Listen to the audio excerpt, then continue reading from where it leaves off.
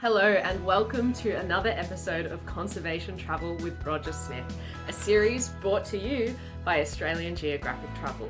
My name is Eliza and I'm thrilled to take you on another journey to speak with an Australian conservation travel legend. Today we're headed to Cairns, where our host and wildlife travel expert Roger Smith will be speaking with James Boettcher, the owner of FNQ Nature Tours. James has a deep passion for wildlife and since starting his business 7 years ago, has inspired countless travellers to get out there and enjoy nature. So, without further ado, let's hear what Roger and James have to say. Hi James, it's Roger here. You're in Cairns. I'm in wonderful sunny Melbourne and I'm sure Cairns is pretty sunny as well. Great to have you on board. How are you going, fella? Mate, I'm really well and it's great to be here. And it's good to see you. Great to see you too. For those who don't know, James and I do know each other. We're both working with Australian Wildlife Journeys. But let's talk about something we both love, James, which is guiding, but in particular, our wildlife guide. Now, you're a wildlife guide. Tell me what you love about it and why you do it. I think it's the greatest job on earth, Rog. I couldn't imagine doing anything else. It's, number one, you're outside. Number two, you meet fantastic people every day. Being passionate about wildlife, I get to go and look for and observe wildlife every day. And then the best part is that you're showcasing all your favorite animals to people that have never seen them before. And when their face lights up because they've traveled from the other side of the planet, it's just that incredibly rewarding feeling, connecting someone else with a very engaging, interactive moment. I just don't think there's anything better than that. I understand exactly what you mean, James, but you're a wildlife guide. You're not just a guide, you're a wildlife guide. How did that happen? I mean, tell me why you wanted to guide tours that had wildlife in them. How long do we have? No. Look, it was an evolving process. When I was growing up, I enjoyed all things outdoors, but I didn't know what wildlife was around. I never knew there was a tree kangaroo in Australia. I knew they were in Papua New Guinea. I didn't know about cassowaries.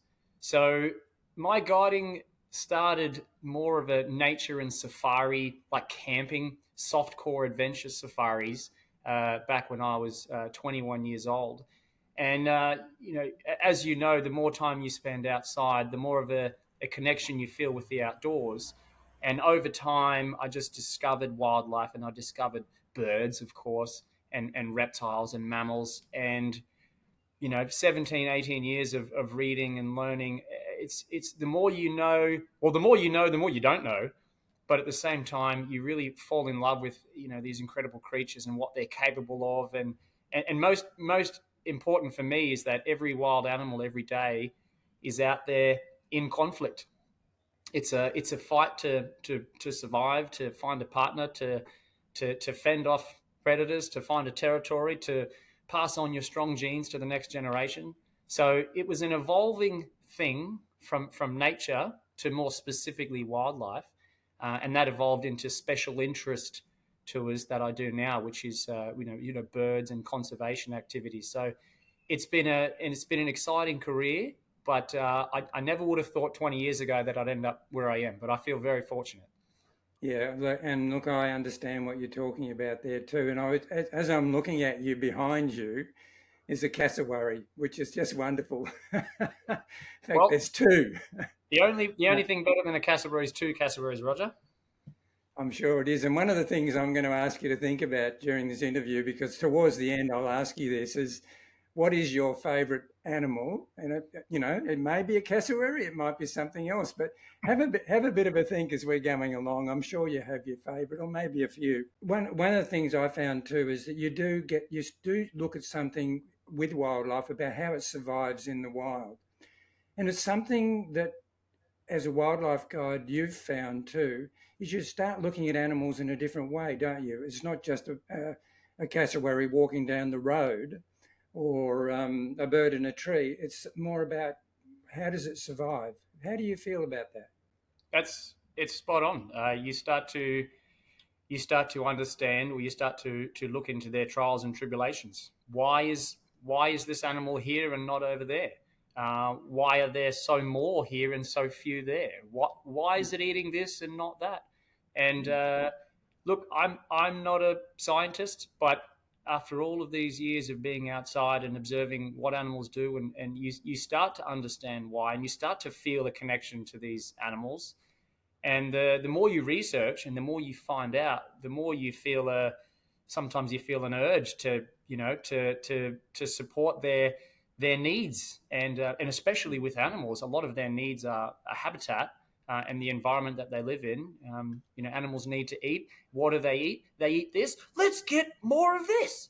How do we create more rainforest? And that becomes, let's turn a page where we support a conservation organization like Rainforest Rescue, so that there's more food, for example, for this lovely lady. And it's exactly right. It's understanding what animals need. How do we help them thrive at the same time as having a wonderful time in the outdoors? It's a very important component to a wildlife tour. It's wonderful to hear you say that, because this whole thing is about conservation travel, so conserving the environment that they're in. Now, you've connected with wildlife, and I know that you've said this before because I've seen it on a video somewhere that you've done, that you love helping people to reconnect to wildlife. So tell us how you do that. Well, I'll answer the how, but I'll also tell you why. When I grew up in this incredible nature's paradise of far north Queensland, which is what our company's, the FNQ Nature Tours stands for, Far North Queensland, and we're at nature's doorstep. The biodiversity of wildlife and habitat is unbelievable. But when I was growing up, Roger, I didn't really know much about what was going on, and we don't really learn about it in school. So I almost felt a little bit betrayed that I got to my 20s and I was like, wow, how did we not know about this? This is such a shame. And I felt like I immediately quickly, set the high bar as high as I could and started jumping for it. I thought we need to learn everything immediately. So I guess as time has progressed, I feel now a sense of ambassadorship for these animals, and I feel compelled to let other people know how special, wildlife in the wild is. And so that's the why. I found an incredible connection. It was life-changing for me. All of a sudden, I looked at everything I was doing, thought none of this is important. Everything I'm currently doing now is not as exciting or as important as what I could be doing. And I just want to help other people harness that same interest. And when you see someone's face light up looking at as you would know, looking at a koala or a wombat, or looking at a cassowary, it is a very powerful thing. And the how we do that takes time. We need, knowledge is important. We don't always find the southern cassowary. For us, when I go out on tour into the danger of the tablelands, it's about 1 in 4. So if I was to do a standard day in the forest, 1 in 4 days we find a cassowary, for example. So being able, which is damn good. Look, Roger, it is really good, and there are positive stories I can tell you about cassowary numbers. But for now, it's looking for wildlife in the wild is one thing. Knowing where they might be at different times of the day takes time and experience, and then being able to tell the story of the animal without the animal, that takes a bit of charisma and a bit of practice. And I think over time I've become pretty good at that, as you do when you do something for many, many years. So that's how we do it. It takes experience. It takes time outside. You need to spend time outside looking for things to know where they might be. What will they be doing on a high tide? What will they be doing when there's a full moon? Do their predators have better vision tonight? And it's exciting to have a little bit of that background information before you go out looking for things. And I get to pass on this information to our guests, who can take that little bit of skill set home, and they get their flashlight out at night and they send me an email saying, James, I saw all of these animals in my garden at night, and I had no idea there were these frogs and this owl, and now this is amazing. And that's what it's all about. That's wonderful. I just love the way you've explained that. It's something very dear to my heart too. Guiding is one of the most wonderful things, and trying to help people to understand animals when they're not there. Yes, is one of the most difficult things, isn't it? correct. I just wanted to ask you, this might sound like a silly question, but tell us what's special about the wet tropics. Well, it's incredibly unique compared to the rest of Australia. If I said to a stranger, uh, define what Australia looks like, and tell me about Australia, and the iconic features of Australia, and it would be the desert heart and the dry sunburnt landscape, the fires and the probably the outback and a eucalyptus tree with a koala hanging off it and a kangaroo hopping past in the tall grass. And I think that is the iconic sort of that's the stereotypical view of Australia. Yet here, I look outside my window right now, and I'm looking at rainforest, which is this forest beyond my home is 180 million years old, and it's the oldest continually surviving rainforest in the world. It's never been through an extinction period, so it's survived ice ages and it's survived heating and cooling and volcanism and all of these incredible natural climatic events. So in some ways, when I'm telling the story to someone, I try to tell the story of this living life raft of incredible possibilities and animals that rely on a very ancient ecology in different layers of the forest going up into the highest mountains with ferns and incredibly prehistoric plants that only live at 1,000 meters above sea level, and these incredible coastal vine forests up in the coastal part of the Daintree. There are so many animals that only live in this little tiny little piece of Australia. And that's one of the reasons why it's a World Heritage Area, of course. That's right. Because it is a spectacular place, and a lot of people don't realise it's one of the oldest rainforests in the world. In fact, is it the oldest? So it's the fossil pollen record. It goes back 180 million years. So it is. It's 3 times older than the Amazon, for example. Isn't that fascinating? Yeah. And look, I just wanted to touch on this.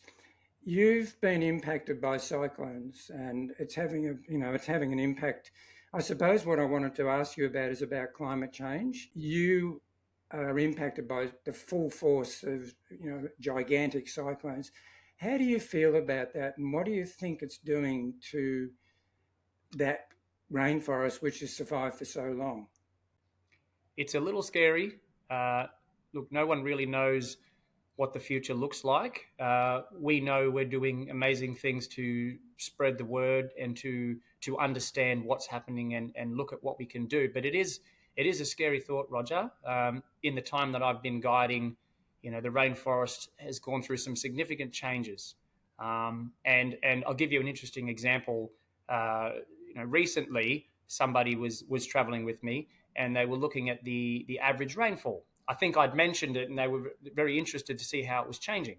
And this was interesting to me because looking at the average annual rainfall in the Daintree or Cairns, for example, it hasn't changed much.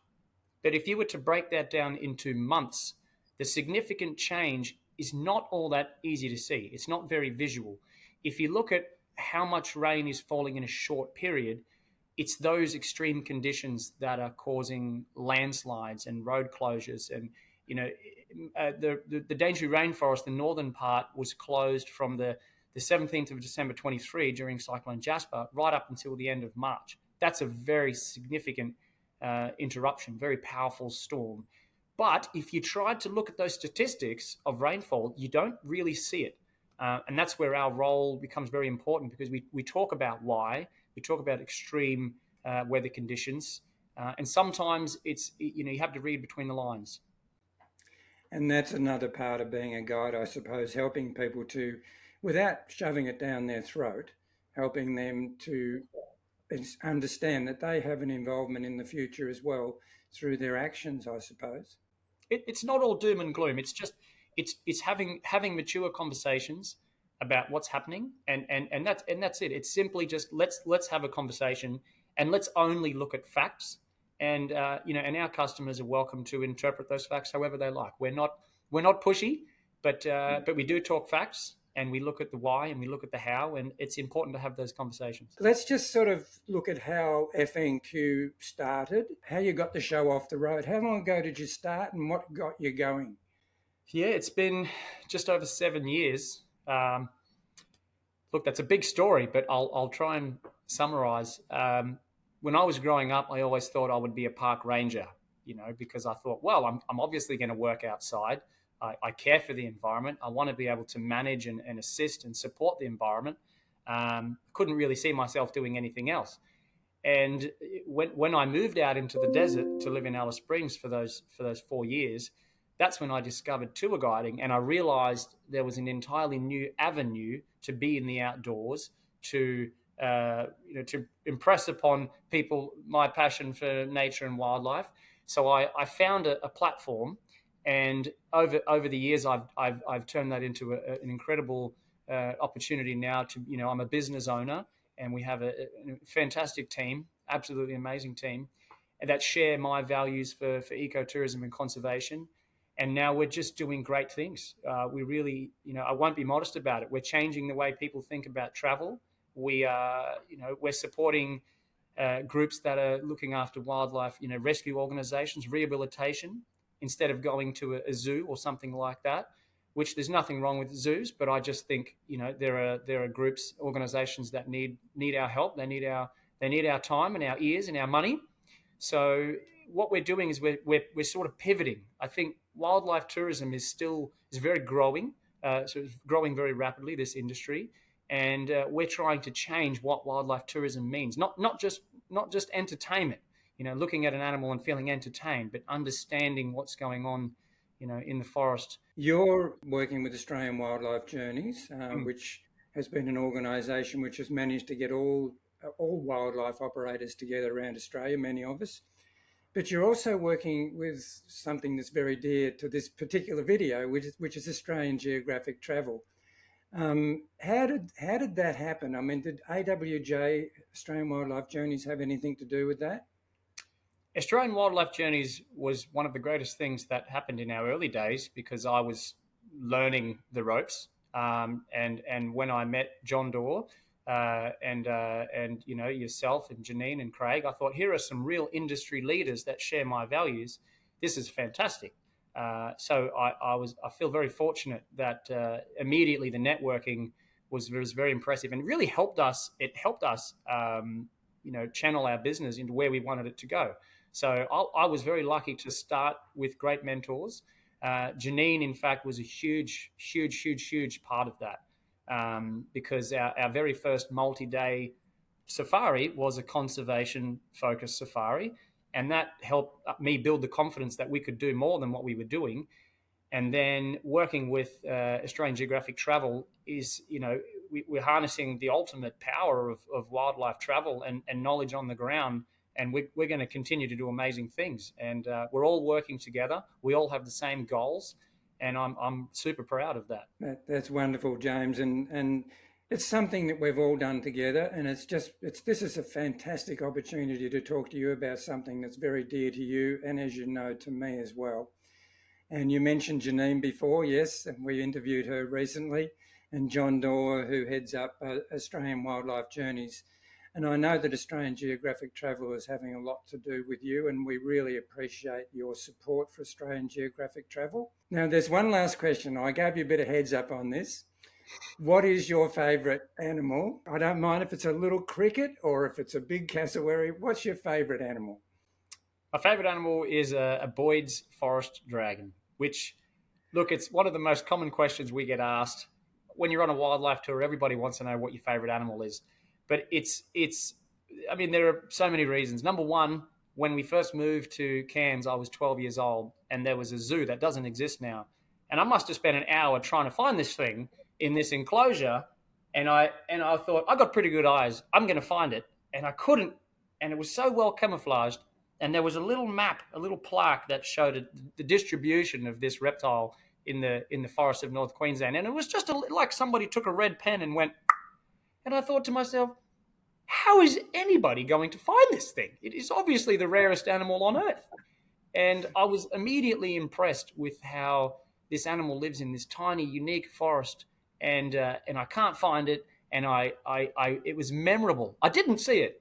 And then as time went on, and I forgot that for years and years and years until I became a guide, and then I remembered, and I start seeing them. And now when I see them, hiding in plain sight, it reminds me, because they're so well camouflaged, that there are certain things you won't see by accident, and you have to have a purposeful visit to see something like that. That's a couple of the reasons. I could go on for days, but there's a couple of the reasons. And what you just said then was a great way to end this. I really like that. Going out and looking, and you will find in the wild. Look, James, this has been fantastic. I've really loved having you on board, and thank you very much for joining us, my friend. Pleasure. Thank you so much, Roger. What a truly brilliant discussion between our host, Roger Smith, and today's guest, James Boettcher. To learn more about James's work, head to the FNQ Nature Tours website. Next episode, we're heading back to Tasmania and even further south to Antarctica to speak to a vibrant woman, Heidi Krajewski, who is a lecturer and guide on expedition ships that travel to Antarctica and the islands of the Southern Ocean. Expect to hear about penguins, whales, and seals, and learn about a tiny creature called krill and how important it is to the health of the world's oceans. We'll also hear about what it's like to work on expedition boats that skirt the frozen continent. This has been another episode of Conservation Travel with Roger Smith, brought to you by Australian Geographic Travel. To see all previous episodes, head to the Australian Geographic YouTube channel. Until then, see you next time.